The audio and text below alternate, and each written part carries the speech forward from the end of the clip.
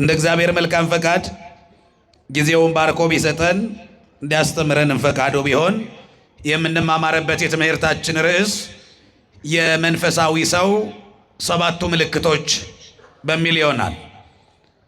ትንቢተ ኢሳይያስ ምዕራፍ 11 ቁጥር 2 ላይ ያለ አምላካዊ ሐሳብ ነው መነሻ የምናደርገው።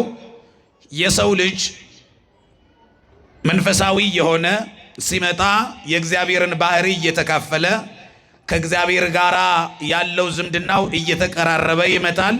እግዚአብሔር ቅዱስ ነው። ሰው መንፈሳዊ ሲሆን ወደ ቅድስና ማይረግ ይመጣል። እግዚአብሔር ቸር ነው። መንፈሳዊ ሰውም ቸር መሆን አለበት። እግዚአብሔር የዋህ ነው። ሰውም በመንፈሳዊ ሕይወቱ የዋህ መሆን አለበት። እግዚአብሔርን እየመሰለ የሚመጣ ክርስቶስ በምድር ማለት ነው ክርስቲያን ማለት ይላሉ ሊቃውንቱ።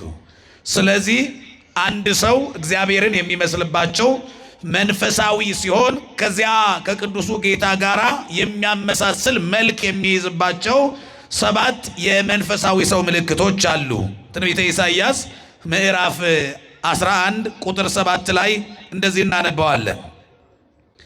የእግዚአብሔር መንፈስ፣ የጥበብና የማስተዋል መንፈስ፣ የምክርና የኃይል መንፈስ፣ የእውቀትና እግዚአብሔርን የመፍራት መንፈስ፣ እንዳዩና እንደሰሙ ፈጥኖ ያለ መፍረድ መንፈስ ይላል። እነዚህ ዝርዝር ሐሳቦች በእያንዳንዱ ሲታዩ ሰባት ናቸው። ስንት ናቸው? ስንት ናቸው? እስቲ ቁጠሩ። ጥበብ አንዳትሉም? ጥበብ፣ ማስተዋል፣ ምክር፣ ኃይል፣ እውቀት፣ እግዚአብሔርን መፍራት፣ ፈጥኖ አለመፍረድ። ሰባት መንፈሳዊ ሰዎች ላይ የሚታዩ ምልክቶች ናቸው። አንድ ሰው መንፈሳዊ ከሆነ እነዚህ ምልክቶች ሊታዩበት ይገባል እያለም ነው። እግዚአብሔር እንደዚህ አይነት ጠባዮች ያሉት ነው። ፈጥኖ የማይፈርድ ነው፣ አዋቂ ነው፣ ኃያል ነው፣ ድንቅ መካር ኃያል ነው የምንለው መካሪ ነው። እግዚአብሔር ራሱ ጥበበኛም ነው፣ ጥበብም ነው፣ ጥበብንም የሚያድል ነው። እነዚህ ምልክቶች የእግዚአብሔር መገለጫዎች እግዚአብሔር ጋር የሚገኙ ሲሆን የሰው ልጅ ያ ቅዱሱ መንፈስ ሲያድርበት እነዚህ ምልክቶች ሊታዩበት ይገባል ነው የሚለው ኢሳይያስ። እስቲ በዝርዝር ጉዳዩን እንየው። በምድር ላይ ሁለት አይነት መንፈስ ነው ያለው። ስንት አይነት መንፈስ ነው ያለው? ቅዱስ መንፈስና እርኩስ መንፈስ። በምንድን ነው የሰው ልጅ ከነዚህ ከሁለቱ በአንዱ ቁጥጥር ስር ነው የሚሆነው? በምንድን ነው የሚለየው ከተባለ በሚናገረው ንግግር፣ በሚያከናውነው ተግባር ነው የሚለየው። ሰው ቅዱሱ መንፈስ አድሮበታል ወይም ርኩስ መንፈስ አድሮበታል የሚያስብለው ከነዚህ ከሁለቱ በአንድ ቁጥጥር ስር መሆኑ የሚታወቀው በንግግሩና በተግባሩ ነው። ያ ቅዱሱ መንፈስ ሲያድርበት መንፈሳዊ ሰው ይሆናል። መንፈሳዊ ሰው ደግሞ እነዚህ ሰባቱ ምልክቶች ይታዩበታል። የመጀመሪያው ምንድን ነው አልኳችሁ? እስቲ ጥበብ በሉ፣ ድገሙት። ጥበብ። ጥበብ ትልቅ በረከት የመንፈስ ቅዱስም ስጦታ ነው። በምድር ላይ አሁንም ሁለት አይነት ሰዎች አሉ ይላሉ ሊቃውንቱ። ስንት አይነት ሰዎች? ጥበብ የተሞሉና ጥበብ የጎደላቸው። ሁለቱ በተግባራቸው ይለያሉ። እኔ ጥበብ የተሞሉ ሰዎችን መለያ ጠባይ ልንገራችሁ፣ እናንተ ደግሞ የሁለተኞቹን ጥበብ የጎደላቸውን ሰዎች ትነግሩኛላችሁ። ለምሳሌ ጥበብ የተሞሉ ሰዎች አስበው ይናገራሉ። ጥበብ የጎደላቸው ግን ደህና መሻችሁ። ጥበብ የተሞሉ ሰዎች አስበው ይናገራሉ። ጥበብ የጎደላቸው ግን ተናግረው ያስባሉ። ምን ነው ባልናገረው ይላሉ። ተናግረው ችግሩ ከተፈጠረ ከተበጠበጠ በኋላ ነው ማሰብ የሚጀምሩት። ይሄ ጥበብን የከሰረ ከጥበብ የጎደለ መገለጫ ነው። ጥበብ የተሞሉ ሰዎች አስበው ነው የሚናገሩት። ብናገረው ምን ችግር ሊያመጣ ይችላል? ሊከሰት የሚችለው ነገር ምንድን ነው? ሰሚው ይሄንን ንግግሬን ከሰማ በኋላ ምን መልስ ይሰጠኛል? ምንስ ችግር ሊፈጥር ይችላል ይሄ ንግግር ብለው ያስባሉ። ካሰቡ በኋላ ውጤት ያመጣል ብለው ካመኑበት ምን ይሉታል? ይናገሩታል። ስለዚህ ጥበበኛ ሰው አስቦ ይናገራል። ጥበብ የጎደለው ግን ተናግሮ ያስባል። ጥበብ የተሞሉ ሰዎች አንበው ይፈርማሉ። ጥበብ የተሞሉ ሰዎች አንበው ይፈርማሉ። ጥበብ የጎደላቸው ግን ፈርመው ያነባሉ። ፈርመው ማንበብን አስቡት። ይፈርሙና ግን ምንድነው የሚለው ይላሉ። ምንስ ቢል ከተፈረመ በኋላ መፍትሄ በሌለው ነገር ላይ መድከም ነው ጥበብን ማጣት ማለት። ጥበብ የተሞሉ ሰዎች ቆጥረው ይረከባሉ። ጥበብ የጎደላቸው ግን ተረክበው ይቆጥራሉ። ይሄ ነገር ግን ይሞላል አይሞላም ይላሉ። ተረክበዋል። ጥበብ የተሞሉ ሰዎች ለክተው ይቆርጣሉ። ጥበብ የጎደላቸው ግን ቆርጠው ይለካሉ። ስለዚህ ጥበብን መክሰር ማለት ከብዙ በረከቶች መጉደል ነው። ያለ ጥበብ እንኳን ተቋም፣ ድርጅት፣ ትዳርን እንኳን መምራት አይቻልም። የራሱን ሕይወት እንኳን ሰው ያለ ጥበብ መምራት አይቻልም። እግዚአብሔር ከጥበብ አያጉድለን፣ ጥበቡን ያድለን እግዚአብሔር። ስለዚህ ጥበብ ትልቅ የመንፈስ ቅዱስ በረከት ነው።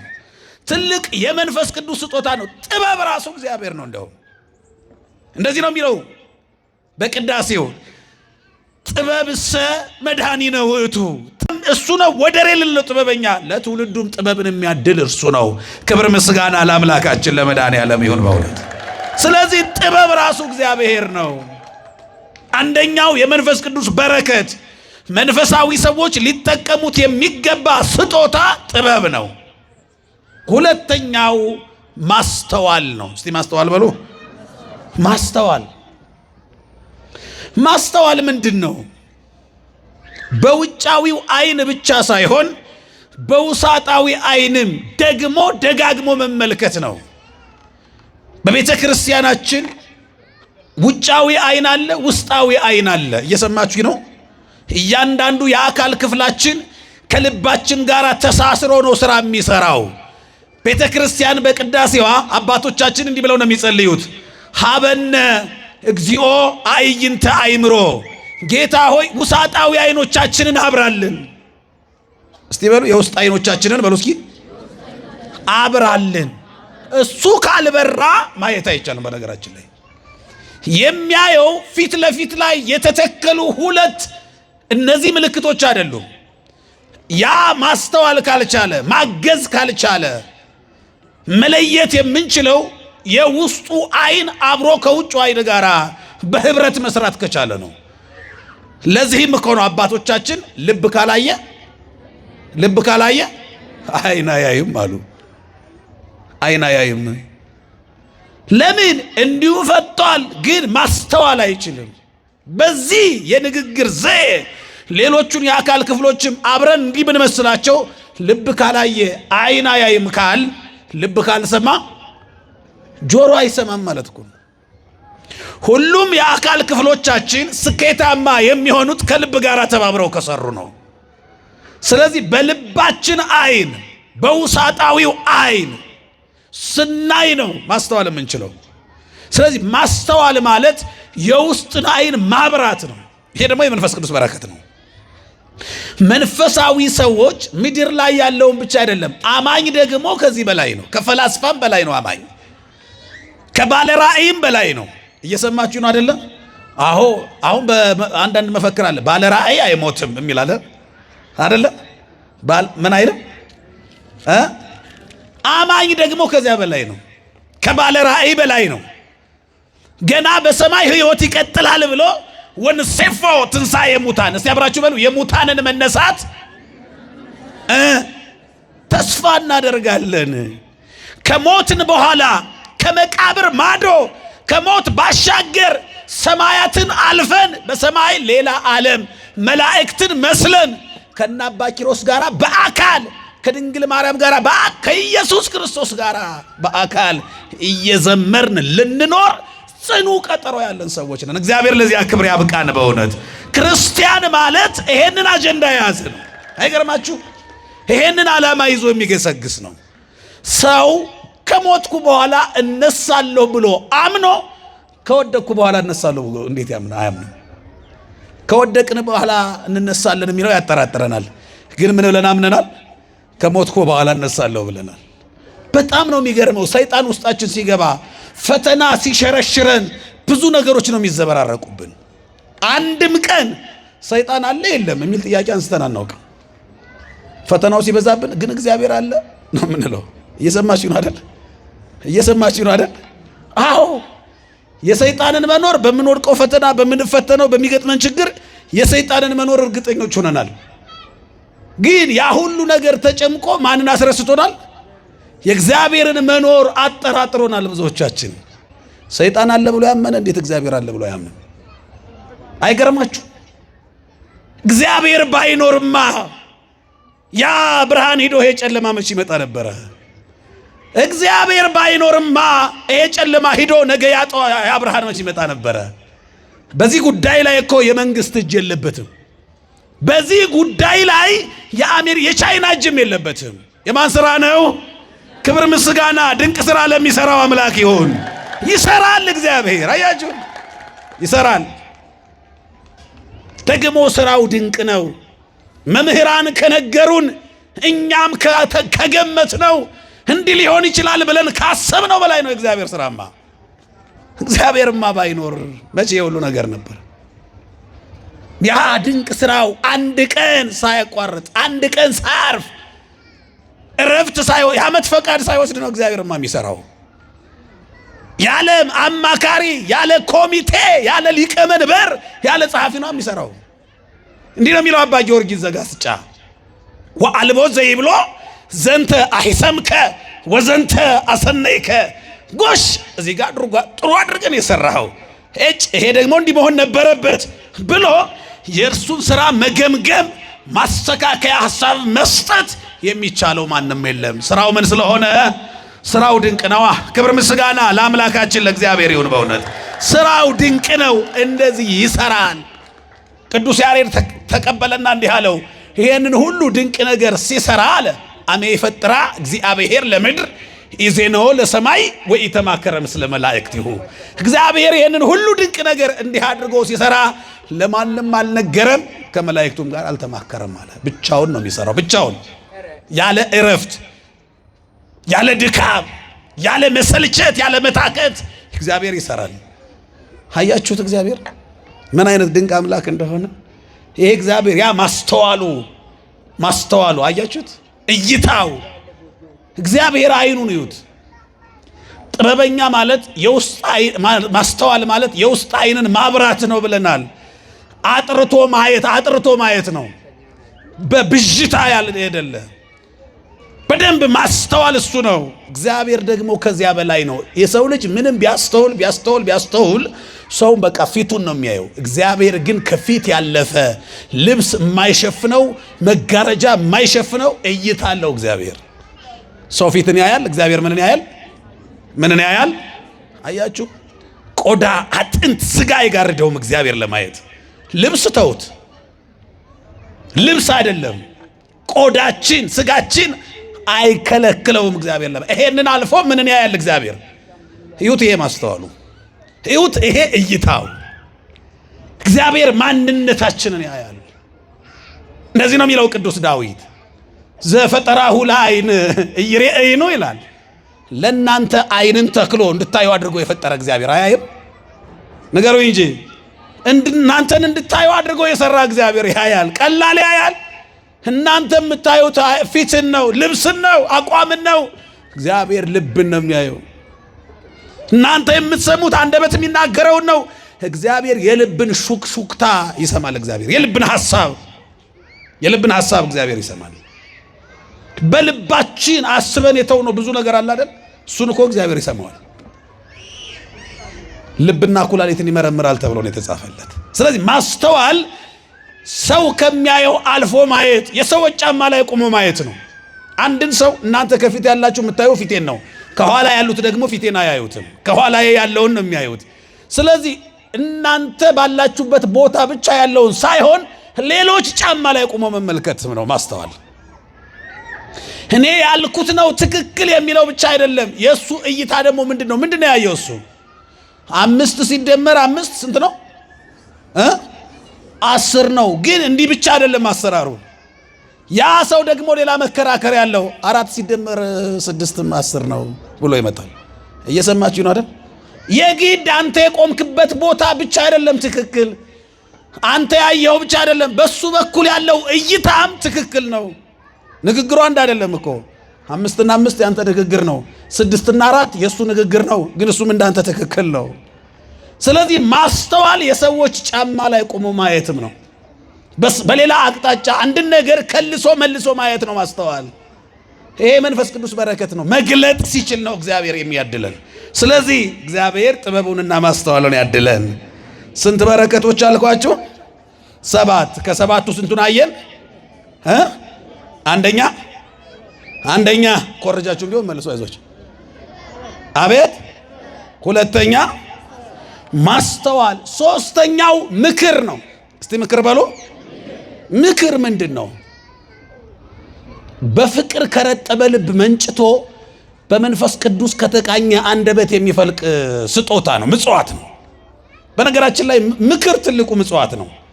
ምክር የማያስፈልገው ሰው የለም። አሁን ሳንቲም የማይመጸወት ሰው ሊኖር ይችላል።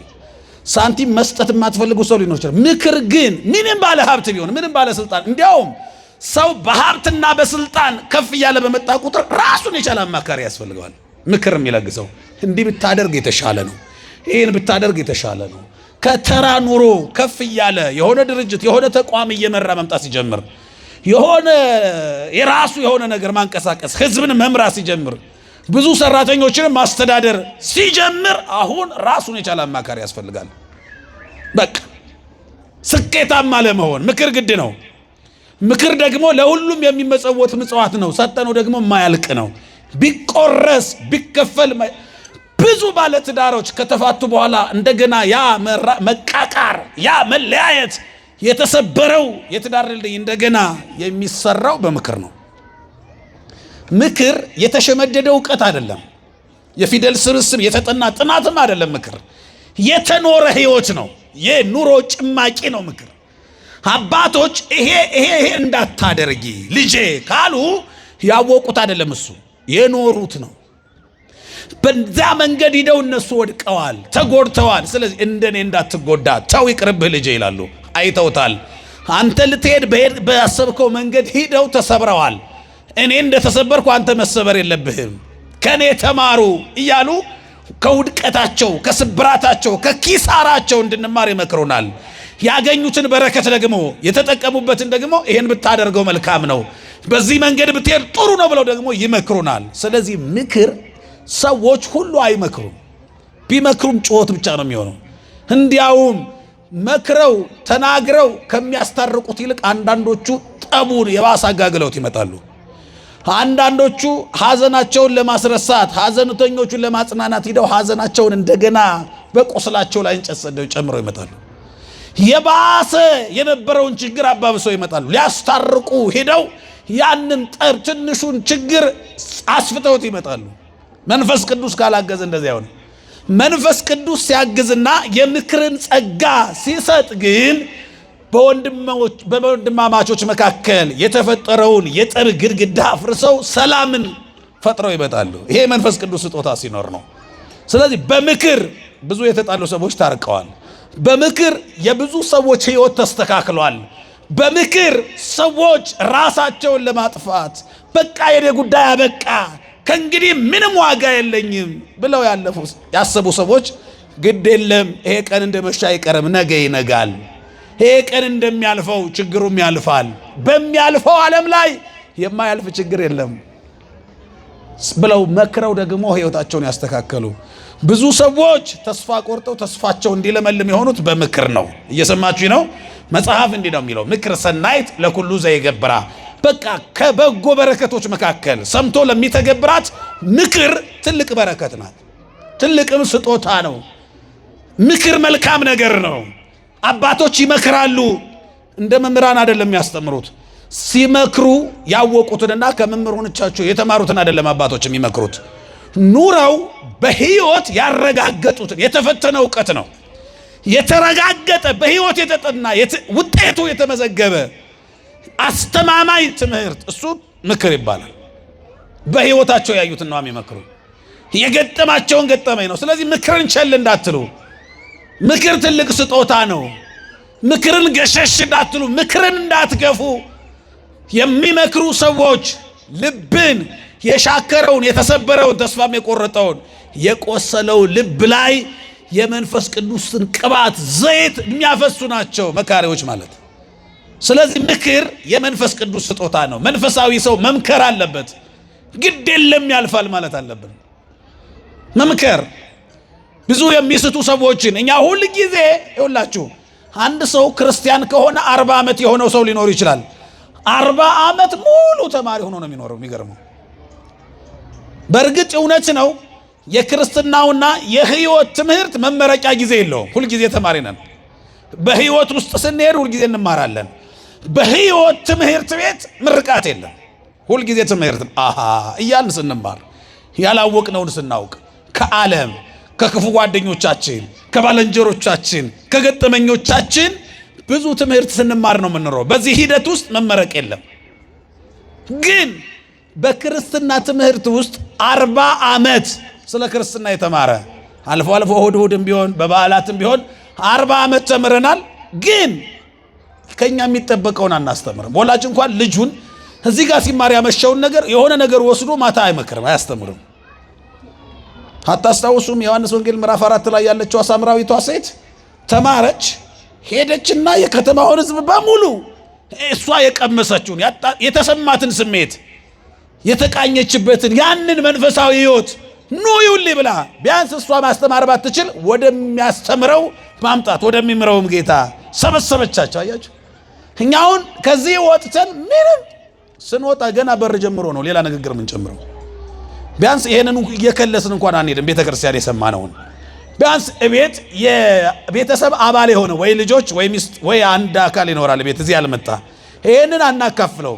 ቤተክርስቲያን የሰማነውን የሆነ መልእክት የሆነ ውስጣችንን የነካው ምስክርነት የሆነ ዝማሬ ብቻ አንድ ቃል ወስደን አናካፍለው። ግን ይሄ መሆን አለበት፣ መለመድ አለበት። ዛሬ የተማርኩት ትምህርት ዛሬ የያዝኩት አንድ ገረመኝ። ይሄ ንግግር፣ ይሄ እግዚአብሔር ሐሳብ፣ ይሄ እግዚአብሔር ቃል እንዴት ድንቅ ነው ብለን ከሰማነው አንድ ቃል ማካፈል አለብን ለቤተሰባችን አባል፣ በቤት ውስጥ ለሚኖሩ ቤተሰቦቻችን ይሄ መለመድ አለበት።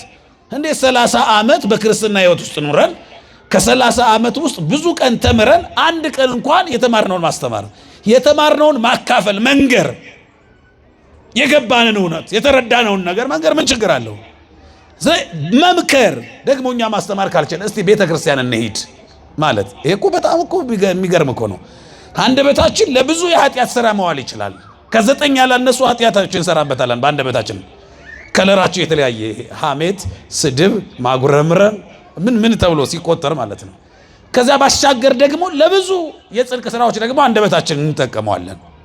ለጸሎት፣ ለዝማሬ፣ ለምስጋና፣ ለምክር በሚል ደግሞ ስንጠቀመው ብዙ አይነት ደግሞ አንደበታችን አንዱ ምላሳችን ብቻ ብዙ አይነት ስራ መስራት ይችላል። ቅዱስ ያሬድ በጣም አድንቆ የሚናገረው ምላስ አንደበታችን፣ ይሄ ንግግራችን፣ በንግግራችን የምንሰራው ስራ ብዙዎችን እንሰብራለን፣ ብዙዎችን እንጎዳለን ይላል። በምላሳችን የሰበርነው በሾርባ አይጠገንም፣ በምንም ተመልሶ ማገገም አይችልም። እቺት አልቦቱ ዘይክል አግረሮታ ለልሳን እቺት ይቲ አልባቴ አቅም ይላል። አቅም የላትም። ከአካል ክፍሎቻችን ሁሉ ደካማዋ የአካል ክፍል ምላስ ናት። ደግሞ እንደሷ ሰባሪ የለም። ስንቱን እንደምታሽመደምደው፣ ስንቱን ፍቅረኛሞች እንደለያየች፣ ስንቱን ትዳር እንዳፈረሰች የያዕቆብ መልእክት ምዕራፍ 3 ላይ በጣም ነው የሚገርመው። የሰው ልጅ በጥበቡ ፈረስን በልጓም ወደ ፈለገበት ቦታ እያሾረ መርከብን በውሃ ላይ እንዲሄድ እያደረገ ይሄን ሁሉ በቀዛፊው አማካይነት መቆጣጠር ችሎ በዚህ ዘመን ደግሞ እናደርገው ካል አውሮፕላንን የሚያህል ግዙፍ ነገር በሰማይ ማብረር እየቻለ ተቆጣጥሮ የራሱን ሰውነት ደግሞ ምላሱን ግን መቆጣጠር አልቻለም። ደካማው የአካል ክፍል ናት፣ አጥንት የሌላት ለስላሳ፣ እሷን ግን መቆጣጠር አልቻለም። ስለዚህ ምክር ማለት ይሄንን ኃይል ለበጎ ነገር መጠቀም ነው። በጣም ነው የሚገርመው እኮ በጎ ነገር ስንናገርበት የሰዎችን ቀን ማብራት እንችላለን። በነገራችን ላይ ጠዋት ደውለን ሰላም መልካም ቀን እንዲሆንልህ ምኞቴ ነው የተባረከ ቀን ይሁንልህ ብለን በጎ ብንናገር ጠዋት የእነዚያን ሰዎች ህይወት በቃ ብሩህ ነው የሚሆን። እግዚአብሔር ይመስገን ዛሬ በጠዋቱ እንዴት አይነት ሰው ገጠመኝ ይላሉ። በእኛ ምክንያት እግዚአብሔር እንዲመሰገን ማድረግ እኮ እንችላለን። ታውቃላችሁ፣ በኃላፊነት ላይ ያላችሁ ሰዎች እግዚአብሔር በእናንተ ምክንያት እንዲመሰገን እኮ ይሆናል። እናንተ ጋር ሲመጡ በብሩህ ገጽ ተቀብላችሁ በመልካም ንግግር ብትሸኟቸው ስለ እናንተ ስላደረጋችሁት አቀባበል ውይ ተመስገን ዛሬ እንዴት አይነት ሰው እንዳጋጠመኝ ብለው እግዚአብሔርን ያመሰግናሉ። እናንተን አውደ ምሕረት አድርገው ማለት እኮ ነው፣ ማመስገኛ ማማ አድርገው እናንተን መድረክ አድርገው እግዚአብሔርን ያከብሩበታል። አያችሁ፣ እግዚአብሔር እንዲመሰገን ምክንያቶች መሆን በቃ ፍቅራችሁን ያላችሁን ክብር የሆነ ጠዋት ደርሳችሁ አንድ ሰው ላይ ደውላችሁ ብትነግሩ እንዴት አይነት ቀኑ በቃ ብሩህ ነው የሚሆነው። አንደበታችን ይህን መስራት ይችላል። ተውት ለሌሎች ማድረግ የራሳችንን ህይወት ቀናችንን ብሩህ ለማድረግ ጠዋት ተነስተን ተመስገን አንልም እኮ አንልም። ከማጉረምረም ነው የምንጀምረው፣ ከብሶት ነው የምንጀምረው፣ ከማለት ነው የምንጀምረው። እስቲ ማን አየበት? አሁን ጊዜ አይፈጅ እግዚአብሔርን አሁን ተመስገን ማለት እስቲ ተመስገን በሉ እንጂ ድገሙት፣ ሰልሱት። ከልብ ነው ማርያምን ከልብ ነው። እስቲ አይውላችሁ ቆይ አሁን ልታውና ጭብጨባን በኋላ በሉ የተባለው ብቻ ነው። አሁን ይውላችሁ ተመስገን ስትሉ ዝም ብሎ ተመስገን አይባልም። እግዚአብሔር በልባችሁ እግዚአብሔር ያደረገላችሁ የሰጣችሁን አንድ ስጦታ የሆነ ቀን እንጃ ያሁኑን እንኳን የማልፈው አይመስለኝም። ያሁኑን ብቻ እግዚአብሔር ሆይ ብለን የለመነው የተጨነቀንበትን ጉዳይ እግዚአብሔር አሳልፎልን አይደለም? አዎ የሆነ ስጦታውን የሆነ ውለታውን እሱን በልባችሁ ይዛችሁ በሱ ርዕስነት ነው እግዚአብሔር የሚመሰግነው በነገራችን ላይ። ስለዚህ ወይ እድሜ ወይ ጤና ወይ ልጅ ወይ ወላጅ ወይ ወዳጅ ወይ ትዳር ወይ ስራ ወይ አንድ ነገር እግዚአብሔር ሰጥቷችሁ አይደል? አረ እግዚአብሔር አንድ ብቻ አይደለም። እኛ ይችን ብቻ ብለን ነው ሁልጊዜ የምንለምነው። እሱ ደግሞ ያንን ሁሉ ነው የሚያደርግልን። ያችን ብቻ አይደለም። እየሰማችሁ ነው አይደል? ሁልጊዜ ልመናችን በዚያ ቀን ያስጨነቀን ጉዳይ ነው። ይችን ብቻ ያሁኗን ብቻ ነው የምንለው እግዚአብሔርን። እግዚአብሔር ግን ያሁኑን ብቻ አይደለም ያን ሁሉ ነገር አድርጎልናል። እኛ ምስጋና የለንም። ስለዚህ አሁን እጃችሁን እንደዚህ አድርጉት፣ እንደዚህ አድርጉት ሁለቱንም።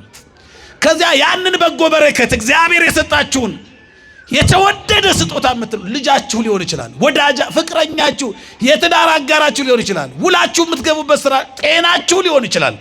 ብቻ አንድ እግዚአብሔር ስለሰጣችሁ ነገር እሱን በልባችሁ ያዙና በሱ ርዕስነት አሁን ተመስገን በሉበት። ከልባችሁ አድርጉት። በማርያም ድገሙት። አሁን ከጭብጨባና ከእልልታ ጋር አድርጉት። ተመስገን እግዚአብሔር ይመስገን። አያችሁ፣ ጠዋት ተነስታችሁ የቤተሰብ አባል ወይ ልጅም ሊሆን ይችላል፣ እናትም ልትሆን ትችላለች፣ የትዳር አጋርም ሊሆን ይችላል። ቢያናግራችሁ ተመስገን ሳትሉ ከማንም ጋር አፋችሁ እንዳከፍቱ።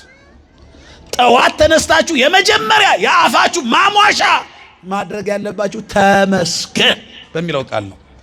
ማንንም ሳታናግሩ ምክንያት ፈልጋችሁ ስላነጋህልኝ ተመስገን፣ ብርሃኔ፣ መድኃኒቴ፣ ንጋቴ አንተ ስለሆንክ ነው የነጋልኝ። አንተ ባትሆን ኖሮ አይነጋልኝም ነበረ ትሉታላችሁ። ሰበብ ፈልጋችሁ አመስግኑት እግዚአብሔርን። ምክንያት ልጃችሁ በቅፋችሁ ጤነኛ ልጅ ካለ ተመስገን ልጄ ጤነኛ ነች፣ ተመስገን ጤነኛ ልጅ አቅፌያለሁ፣ ተመስገን ጤነኛ ነኝ እኔም ይሄው ነጋልኝ። ከሚሊዮነሮቹ እኩል ካለቃዬ እኩል ይሄው ነጋ፣ ከባለስልጣናቱ እኩል ይሄው ነጋ። ተመስገን ንጋቴ ብላችሁ ማክበር አለባችሁ። አደራ ጠዋት ተነስታችሁ የሁል ጊዜው የንግግራችሁ መጀመሪያ የሁል ጊዜው የጠዋት የአፋችሁ ማሟሻ ተመስገን በሚል ቃል አድርጉት። አደራ ቀናችሁ ብሩህ ነው የሚሆነው። ከዚያ ደስ እያላችሁ ወደ ውስጣችሁ ሐሴት እየመጣ ነው የሚሆነው። የምስጋና ቀን ነው የሚሆነው በቃ። ስለዚህ ጠዋት ይህንን ነው ማድረግ ያለባችሁ። እግዚአብሔር ያን ሁሉ በረከት አድርጎልን አይገርማችሁም? መልክአ መድኃኔዓለም የተባለ ድርሰት አለ። አልቦ እምሰብ ዘከማየ ይላል። እንደኔ ክፉ እንዳንተ ደግ የለም ይላል። እስኪ በሉት፣ እንደኔ ክፉ በሉ እስኪ። እንዳንተ ደግ የለም። እውነት አይደለም? እግዚአብሔር ያን ሁሉ በረከት ሰጥቶን እኛ የከለከልነው 5 ፊደል ተመስገን የሚለውን ከለከልነው። ስጋውን ቆርሶ አብልቶ ደሙን ቀድቶ አጠጥቶ እኛ ተመስገን አላልነው። ተመስገን በሉት እንደገና። እግዚአብሔር ይመስገን። ይሄ በአንደበት የሚከናወን በጎ ስራ ነው። በቃ ጊዜ የማይፈጅ አጭር፣ ግልጽ፣ አስደሳች የበረከት ቃል ነው። በቃ ቀንን የሚያበራ በጎ በረከት ነው። ምክር በአንደበታችን የምንፈጽመው ምክር፣ ምስጋና፣ ዝማሬ፣ ውዳሴ፣ ጸሎት እነዚህ የመሳሰሉ በአንዱ አንደበታችን በአንዱ ምላሳችን ብቻ ነው ይሄን የምንሰራው። ወዲያው ተመልሰን ደግሞ ኃጢአቱን የምንሰራው በዚያው ምላስ ነው። አይገርማችሁ? አያችሁ? ምንም ስንሰራ ኃጢአቱን አንቀይርም። የአካል ክፍላችንን በዚያው በነበረበት ነው። ቅድም ስንራገምበት በቆየ ነው መጠን እናስባርከዋለን በዝማሬ ደግሞ ሲባረክ በቆየው አሜን ሲል በቆየው አንደበት እልል ሲል በቆየው ሲዘምር በቆየው ምላሳችን ደግሞ ሄደን አንቺ ምናምን ተብለን ደግሞ እዚያው እናቆሸዋለን። እግዚአብሔር ይገርማቸዋል። ቅድም ኃጢአት ስንሰራ መጥፎ ስንናገርበት የሰው ስም ስናጠፋበት ሰዎችን ስንሰድብበት የሰው ስም ስናጠፋ በቆየንበት በዚያ ምላሳችን መጠን ስሙን ስንጠራ ቅዱስ መድኃኒት የሆነ ስሙን ስንጠራ ምንም አይልም። አባቶቻችን በቅዳሴያቸው ይሄ እግዚአብሔር ምሕረት ገርሟቸው እንዲህ ይሉታል። እስመ ኢመነነ ወኢተቆጣ ስለተነ ወኢያርሐቀ ሳሄሎ እምኔነ እስመ መሐሪ ውእቱ እግዚአብሔር አምላክነ። እስኪ አብራችሁ ይበሉ። ልመናችንን በሉ። አልናቀም አልተቆጣም እግዚአብሔር መሐሪ ነውና። አንዴ ድገሙት በማርያም። ምናችንን? ልመናችንን አልናቀም አልተቆጣም ምንድነውና? እግዚአብሔር መሐሪ ነውና። ምን ማለት እንደሆነ ታውቃላችሁ? ስናማ ያየነውንም ያላየነውንም ዝም ብለን ስናቦካ ስንፈተፍት የሰው ስም ስናጠፋ ስንዘባርቅ ውለን እንመጣና ያንን ቅዱስ የሆነ ስም አባታችን ሆይ ዝምያችን ስሜን እንዳትጠሪ ጅቀባታ አይልም እግዚአብሔር። ምን ስታወራ እንደነበር አላውቅም አይልም እግዚአብሔር። እኛ እኮ ስንቶቻችን ከዛሬ ጀምሮ ስሜን እንዳትጠራ ስልኬ ላይ እንዳትደውል ያልናቸው ስንት ሰዎች አሉ። እግዚአብሔር ልመናችንን ምን አላለም? አልናቀም አልተቆጣም። እግዚአብሔር ምንድነውና? ክብር ምስጋና ለመሐሪው አባታችን ይሁን። እግዚአብሔር መሐሪ ነውና ስንታየን አንደኛ ጥበብ፣ ሁለተኛ ሶስተኛ ምክር፣ አራተኛ ኃይል በተቃራኒ ነው። እኛ ከምናውቀው አንፃር ተቃራኒ ነው መንፈሳዊ ትርጉሙ። ገፍቶ መጣል ገፍትሮ መጣል አይደለም። ኃይል ማለት በመንፈሳዊ ትርጉሙ የወደቁትን ማንሳት፣ አይቶ ማለፍ፣ ሰምቶ መቻል፣ ትዕግስተኛ መሆን እሱ ነው ኃይል። የእግዚአብሔር ኃይል የምንለው እሱ ነው።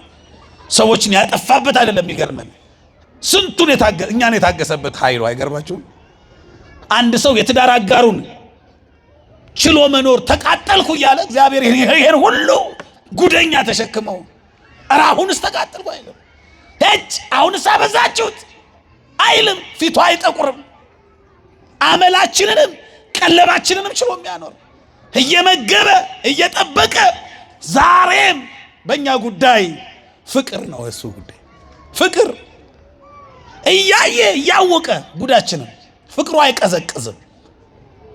አያችሁ፣ በጣም የምትወዱት ሰው እኮ የሆነ ሰው መጥቶ ሐሜት ቢነግራችሁ ስለሱ ነው እንዴ ብለን የነበረን ፍቅር ይቀዘቅዛል፣ ዝቅ ይላል። እግዚአብሔር ግን በአሉባልታ አይደለም፣ እውነቱን አይቷል። የተሰራውን ጉዳችንን ያውቃል። እያወቀ ፍቅሩ ምንም እዚያው ነው፣ ወዳጅ ነው፣ እዚያው አፍቃሪ ነው፣ እዚያው የልባችን ቅርብ ነው። ይሄ ትዕግስቱ አይገርማችሁ? እግዚአብሔር ያሳያችሁ። እስቲ አሁን ወር እስከ ወር ቀን በቀን እየሰከረ የሚገባ ባል ያላት ሴት አሁን ሁልጊዜ ማታ 3 ሰዓትና 4 ሰዓት አንደበቱም እግሩም ተሳስሮ እየተወለጋገደ የሚገባ ሰው እሱም ብታዩ ሁልጊዜ ሰክሮ ነው የሚገባ። ወይ ሚስቱን አያርገኝ እንዴት ነው ችላው የምትኖረው አትሉ እንላለን። ወር እስከ ወር አንድ ቀን እንኳን አያርፍም። አንድ ቀን ሁልጊዜ ቀን በቀን ሰክሮ ሁልጊዜ ቀን በቀን እየተወለጋገደ የታባይ መጥቶ ደግሞ ሰላም የለውም። እሱን ችላ መኖር እንዴት አይነት ትዕግስት ነው! እንዴት ነው የቻለችው እንላለን። ቀልቃላ ሚስት ያለችው ወንድ ካለ ወይ እንዴት ነው ችሏት የኖረው? ባሏን አያርገኝ እንላለን። ኧረ እግዚአብሔር እኛ እንዴት ነው ችሎን የኖረው? እንዲያው እሱ ሁሉን ቻይ ስለሆነ ቻላል እንጂ እኮ እኛ ምን ቻል አይደለም። እሱ ስለሆነ ነው። ስለዚህ ያንን ባህሪ ሁሉን ቻይ የሆነው ጌታ የሱ ጠባይ ያረፈብን ይሄ ችሎታው፣ ኃይሉ፣ ትዕግስቱ ኃይል ይሄ የመንፈስ ቅዱስ ኃይል ሲያድርብን ይሄ ኃይል ነው የሚሰጠን የምንችልበት የምንታገስበት። ስንታየን ደህና መሻችሁ ወይ? ስንታየን? አንደኛ፣ ሁለተኛ፣ 3፣ 4፣ 5 እውቀት የምንለው አሁን ቅድም እንዳልኳችሁ ይሄ የተሰበሰበ ፊደል አይደለም፣ ሽምደዳው አይደለም። ልክ ተግባር ላይ የሚውል እውቀት፣ በስራ የሚገለጥ እውቀት። ከዛ ሲቀጥል ሰዎች እኛ ያወቅነው ብቻ ሳይሆን ሰዎችን ማስረዳት የምንችልበት ጭምር እውቀት ነው። አንዳንድ ሰው በጣም ያውቃል ማሳወቅ አይችልም። ያውቃል ያወቀውን መኖር አይችልም። ዝም ብሎ ሽምደዳ ብቻ ይሆናል። ከሱ ያለፈ እሱ እብደት ነው የሚሆነው። ብቻን መነጋገር ነው የሚሆነው። ለብቻ እየሳቁ ለብቻ እየተገረሙ መኖር ነው የሚሆነው። ራስ ውስጥ ያለውን ስሜት የተጋባብንን እውነት ለሰዎች ማትረፍና እነሱ በዚያ ስሜት ቅኝት ውስጥ እንዲሆኑ ማድረግ። እኛ ያመነውን በቃ እንዲገባቸው ስንናገረው እውነት ነው እውቀትም ነው ስንናገረው እኛ ለኛ የሆነልን ነገር እነሱን ማስለቀስ ይችላል። አሁን እውቀት አይታችኋል አይደል? በመንፈስ ቅዱስ ሲሆን ምንም ያልጎደለበትን ሰው እዛ ጋር ሲያለቅስ ታያለ፣ ሲናገር እግዚአብሔር ጸጋ የሰጠው ሰው። እውቀት ማለት ሰዎችን መጥቀም የሚችል እውቀት ማለት ነው። ብዙ አይነት እውቀት፣ የሚጎዳ እውቀት አለ። ስንት ሴራ፣ ስንት ድርሰት አለ መሰላችሁ። ሰዎች ክፉ ነው ሰውን ለማጣላት ያን ያህል ድርሰት ከሚደርሱ ሰውን የሚጠቅም ነገር ያን ጭንቅላታቸው ቢጠቀሙ አይገርም? ሰው እንዲህ አይነት አቅም ካለው ያን ያህል ድራማ የሚመስል የተጠና ሴራ፣ ያንን የተወሳሰበ ድርሰት ከሚደርስ ምን አለ ሰዎችን ወደ እውነት ሊያመጣ የሚችል በጎ ድርሰት ቢደርስ። አንዳንድ ሰው ይገርማቸዋል፣ እውቀት አለው። እውቀቱን ግን ለመንፈስ ቅዱስ መጠቀሚያ ሳይሆን ለርኩሱ መንፈስ መጠቀሚያ አጋዥ ኃይል ያደርገዋል። ስለዚህ እውቀት ሰውን ወደ በጎ ነገር ማምጣት የሚችል እውቀት እሱ ሲሰጥ የመንፈስ ቅዱስ ስጦታ ነው። እሱ በረከትም ነው። ስንታየን? አንደኛ፣ ሁለተኛ፣ ሶስተኛ፣ አራተኛ፣ አምስተኛ፣ ስድስተኛ እግዚአብሔርን መፍራት። እግዚአብሔርን የመፍራት መንፈስ። አሁን ይሄ እግዚአብሔርን መፍራት የሚለው በነገራችን ላይ እስከ ብዙዎቻችን አልገባንም። እግዚአብሔርን መፍራት ሲባል ይቀጣኛል ይገርፈኛል በሚለው አይደለም እግዚአብሔር የሚፈራው። እግዚአብሔር የሚፈራው ባለውለታ ስለሆነ ይሄን ሁሉ ውለታ ውሎልኝ እንዴት ይሄን ሰርቻ አሳዝነዋለሁ ብለን መጠንቀቅ። የሱ መፈራት ምንድነው የሚባለው? የመወደድ ግርማ ይባላል። እስቲ በሉት፣ ግርማ ራእይ ይለዋል መጽሐፋችን። የመወደድ ግርማ ማለት ምን ማለት ነው? በጣም ባለውለታችሁ የሆነ ሰው፣ በጣም የምትወዱት ሰው ስታገኙት ተጠንቅቃችሁ ነው የምታወሩት። በፍርሃት ይቀጣኛል ብላችሁ አይደለም፣ ካላችሁ ክብር የተነሳ ከመውደዳችሁ የተነሳ በስልክ ስትደውሉ እንኳን ጫጫታ ቦታ ላይ ሳትሆኑ ወጣ ብላችሁ ከጫጫታ ወጣ ስልኩ ስትደውሉ ሲደወል እዚህ ጫጫታ ቦታ ሆኜ እሱን አላናገርም ብላችሁ ትወጣላችሁ። በጣም ካላችሁ ክብር የተነሳ ከመፍራታችሁ የተነሳ እንዳላስቀይመው ብላችሁ ነው። ልትደውሉ ከሆነ ቦታ አመቻችታችሁ ኔትወርክ እንዳይቋረጥ ሂሳባችሁን አይታችሁ ብሩ እንዳይዘጋ በደንብ ተጨንቃችሁ ድምጻችሁን አጀስት አድርጋችሁ ነው የምታወሩ። በጣም የምትወዱት ከሆነ ፍቅረኛም ሊሆን ይችላል። ከልክ በላይ በቃ በጣም የምትወዱት ሰው ከሆነ ይሄን ክብር ትሰጡታላችሁ፣ ስለምትፈሩት ነው። ያ መፍራት ግን የመወደድ ግርማ ይባላል። እስቲ በሉት። ስለዚህ እግዚአብሔርን የምንፈራበት ፍርሃት ከዋለልን ውለታዋ አንጻር ይሄንን ሁሉ በጎ ነገር አድርጎልኝ እንዳላሳዝነው ብለን የምንጠነቀቀው ጥንቃቄ ነው እግዚአብሔርን መፍራት ማለት። ይሄ ደግሞ ጥበብ ነው። የጥበብም መጀመሪያ ነው። የጥበብ መጀመሪያ ምንድነው? አዎ ቅድም ጥበብን በተወሰነ ነክተነዋል። በዚያ ልክ ያለው ጥበብ ደግሞ ሲተረጎም ራሱ ጥበብ እግዚአብሔር ነው ስንል ቆይተናል። እዚህ ጋር ስንመጣ ደግሞ የጥበብ መጀመሪያው ምን መሆን ነው? እግዚአብሔርን መፍራት። እግዚአብሔርን መፍራት ምንድነው? ውለታውን አስቦ እንዳያሳዝኑት መጠንቀቅ። ውለታውን አስቦ ይሄን ሁሉ ውለታ ውሎልኝ እንዳላሳዝነው አደራ ብሎ ራስን ማዘጋጀት፣ ላለመሳት ላለመበደል ማለት ነው። ስንቱን አየን? አሁን ስንቱን አየን? አንደኛ፣ ሁለተኛ፣ ሶስተኛ፣ አራተኛ፣ አምስተኛ፣ ስድስተኛ፣ ሰባተኛ ፈጥኖ አለመፍረድ። እስቲ በሉ እንዳዩና እንደሰሙ ይላል ትንቢተ ኢሳይያስ 11:2 ጀምሮ ያለውን አነቡት።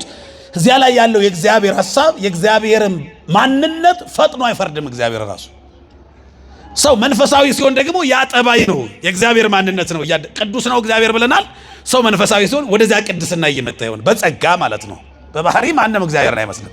የጸጋ ቅድስና አለ ግን በጸጋ ቅድስና ከፍ እያለ ይሄዳል። ያኔ ዝም ነው የሚለው እየሰማችሁ ነው። ፈጥኖ አይፈርድም። እኛ አሁን አስቡት፣ መፍረድ ግን የማን ነው? መፍረድ የማን ስራ ነው? ስለዚህ መፍረድ የእግዚአብሔር ከሆነ ፈራጅ እግዚአብሔር ከሆነ ዳኛው እግዚአብሔር ከሆነ እኛ ስንፈርድ ምን እየሆን ነው ማለት ነው? እግዚአብሔርን ከዙፋኑ አውርደን እዚያው በለኛ እየተቀመጥን እኮ ነው አይደል? ከዚህ በላይ ድፍረት እኮ የለም። ከዚህ በላይ እኮ ድፍረት የለም። ፍርድ የእግዚአብሔር ነው ካል እሱ እንዲፈርድ መተው ነው። የሱ ትዕግስት ደግሞ ከኛ መንቀሽቀሽ ጋር አልመጣጠናል። የሱ ትዕግስት የኛ ችኮላ የኛ መቸኮል እግዚአብሔርን የዘገየ ያስመስለው። እስቲ እንደዚህ በሉ፣ እግዚአብሔር በሉ አይቸኩልም፣ እግዚአብሔር አይዘገይም። እግዚአብሔር ምን አይልም እና ምን አይልም? አይቸኩልም፣ አይዘገይም። መጽሐፍ እንዲህ ነው የሚለው፣ ሁሉንም በጊዜው ውብ አድርጎ። ውብ መቼ መቼ?